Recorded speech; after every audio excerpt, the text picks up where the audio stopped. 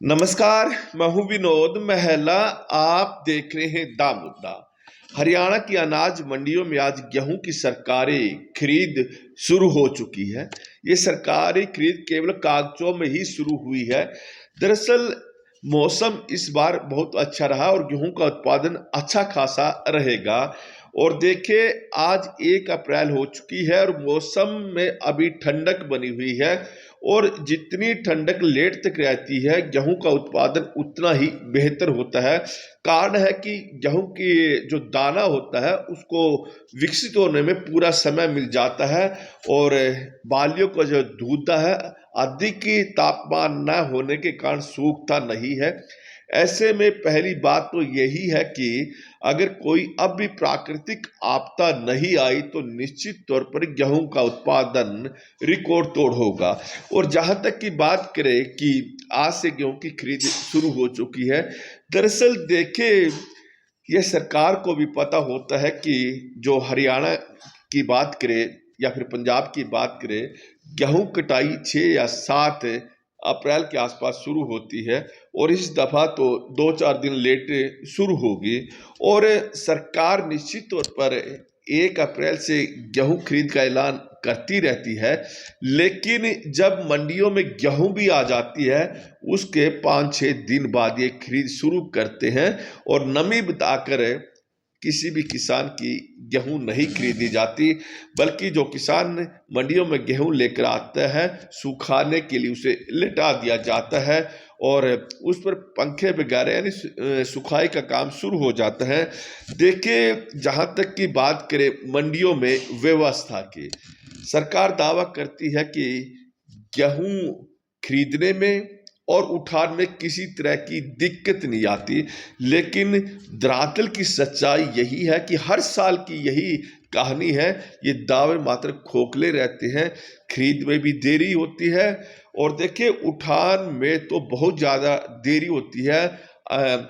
बोरियों के अंबार लग जाते हैं, किसानों को अपने गेहूं डालने के लिए जगह नहीं मिलती, लेकिन जो ठेकेदार हैं वो गेहूं का उठान नहीं करते। और कहीं ना कहीं मामला थोड़ा यहाँ संदिग्ध रहता है, ठेकेदार भी गड़बड़ी करते हैं और बहुत सारे किसान इतराज जताते रहते हैं। आड़ती भी हालांकि इस बात से नाराज रहते हैं कि गेहूं का उठान नहीं हो रहा और उनके किसान जो गेहूं लेकर आना चाहते हैं मंडी में, उसके लिए जगह नहीं मिलती। और प्रशासनिक अधिकारी हो या फिर सरकार के जो विधायक या फिर मंत्री है, उन तक अपनी बातें पहुंचाते रहते हैं। ये इसी तरह की परंपरा अब तक बनी रही है। कुरुक्षेत्र की बात करें, कुरुक्षेत्र के अनाज मंडी में तो बुरा हाल रहता है। मंडी छोटी है, गेहूं एकदम आ जाती है क्योंकि गेहूं का सीजन केवल 10 दिन का होता है मंडी में आने और कटाई के बीच में। देखिए, यहाँ किसान अपनी जो गेहूं की फसल है वो ब्रह्म सरोवर परिसर में डाल देते हैं, यानी ब्रह्म सरोवर का जो बाहरी का परिसर है या फिर मेला ग्राउंड है, वहाँ पर अपने गेहूं डालते हैं। और पिछले कई सालों से, जब से कोरोना शुरू हुआ था, क्योंकि कोरोना के समय व्यवस्था शुरू की गई थी ताकि दूर दराज गेहूं किसान डाल सके और किसी का कोरोना ना हो। लेकिन उसके बाद किसानों ने भी अपनी आदत बना ली है। गेहूं में की बात करें या फिर जीरी की ट्राली बेसिक अनाज मंडी में आए ना आए, लेकिन ब्रह्म सरोवर के चारों तरफ सबसे पहले गेहूं आनी शुरू हो जाती है और जीरी के सीजन में भी ऐसा ही होता है। और देखिए, गेहूं तो एकदम कट कर आती है मंडी के अंदर, लेकिन ये जीरी की हम अगर बात करें, जीरी में काफ़ी लंबा सीजन होता है। पहले मोटी किस्म की जीरी आती है, फिर उसके बाद बासमती किस्म की जीरी आती है।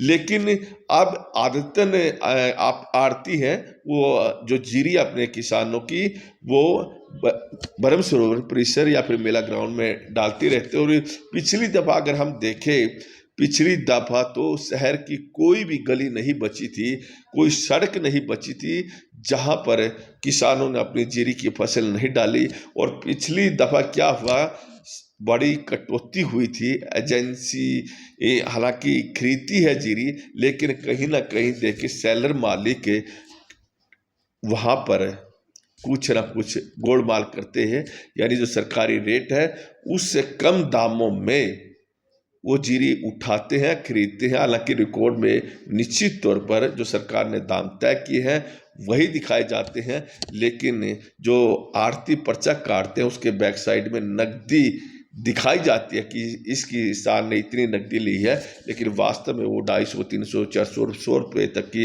कटौती होती है, यानी किसानों को नुकसान होता है। और जहाँ तक की बात करें गेहूं के सीजन में भी किसानों को बड़ी भारी दिक्कतें आती हैं। हालांकि दावे अधिकारी भी करते हैं, दावे मीडिया के लोग भी करते रहेंगे वो कि मंडियों में किसी तरह की दिक्कत नहीं आएगी, बड़ी अच्छी व्यवस्था कर दी गई है, लेकिन वास्तव में जो तस्वीर है बिल्कुल अलग होती है। और अब जैसे ही गेहूं का सीजन शुरू हो जाएगा, ब्रह्म सरोवर के जो बाहरी परिसर है, सड़क है, वहाँ पर इस गेहूं को डालना शुरू कर दिया जाएगा। और इन दिनों पर्यटकों की संख्या भी अच्छी खासी कुरुक्षेत्र के अंदर आती है, लेकिन उन्हें भी बड़ी भारी दिक्कतों का सामना करना पड़ता है। और जो आने जाने वाले लोग हैं इधर उधर इन सड़कों से गुजरते हैं, वो भी कई बार सड़क हादसे के शिकार होते बचे हैं, क्योंकि धूल मिट्टी के चलते खासतौर पर देखे दोपहिया वाहन चालकों को बड़ी दिक्कतों का सामना करना पड़ता है।